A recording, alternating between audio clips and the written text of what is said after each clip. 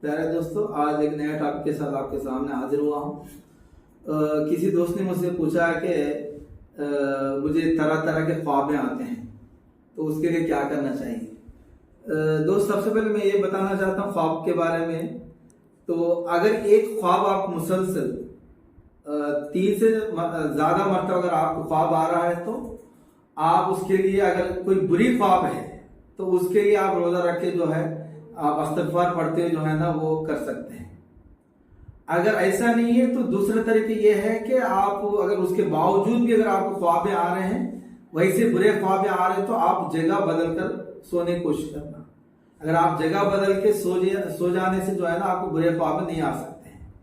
और तीसरा यह है कि अगर आप जब भी सोने के लिए तैयारी करते हैं, तो आप अपना हाथ पैर धो के साफ सुथरा होकर जो है आप बिस्तर पे जाना, और बिस्तर भी जो है ना साफ रहना चाहिए।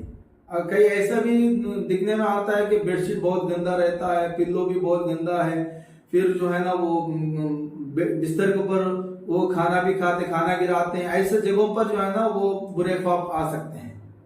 तो उसके लिए यही है कि आप अगर बुरे ख्वाब बार बार आ रहे हैं, तो उसके लिए आप रोजा रखना चाहिए और बार बार इस्तिग़फ़ार पढ़ना चाहिए। अगर बुरे ख्वाब अगर ऐसे आते जा रहे हैं, तो फिर आप जगह बदल के सो जाना चाहिए। अगर कोई अच्छा ख्वाब भी आ रहा है, तो एक बार आने से कोई ख्वाब पूरा नहीं होता है। आज के हिसाब से जो है ना कई लोग सोचते हैं कि मुझे ऐसा ख्वाब आ रहे, क्या करना। कोई अचानक कुछ बुरा ख्वाब आ गया तो वो जल्दी परेशान हो जाते हैं, और किसी के पास जाते हैं तो वो बस उनका वीकनेस को जो है ना वो पैसों में बदल लेते हैं कि नहीं, आप ऐसा ख्वाब में आ रहे तो आप ऐसा काम करो ताकि जो है वो दूर हो सकता है। वो सब ऐसे बातें हैं, उसमें कोई हकीकत नहीं है। तो आप कोशिश कर सकते हैं कि अगर कोई ऐसा बुरा ख्वाब आपको आ रहा है, बार बार आ रहा है, तो आप जगह बदल के सोना चाहिए। वरना एक बार आ रहा है तो उसका कोई मतलब नहीं रहता। और सोने से पहले साफ सुथरा होकर सोना चाहिए, और आपको जो भी अच्छे थिंग्स आप याद है उसको दोहरा लेते जो है ना आप सोने की कोशिश करना चाहिए। अब ये नहीं कि आप सारा दिन किसी चीज के बारे में सोचते रहे, वो ख्वाब में तो लाजमी वही चीज आपको ख्वाब में आएगा। अगर आप अच्छे चीज के बारे में सोचेंगे, अच्छा थिंक करेंगे, तो आप अच्छा नींद आ सकता है। तो इसलिए मेरे दोस्त यही बताता हूँ कि ख्वाब के हकीकत के बारे में कई लोग कई किस्म को ताबीर देते हैं। अगर आपको मछली आए तो ऐसा होता, आपको फलाना चीज आए तो ऐसा होता, फलाना चीज आए तो ऐसा होता। तो चलो वो जो भी बताने दो, उसके तो मैं क्रिटिसाइज नहीं करूंगा।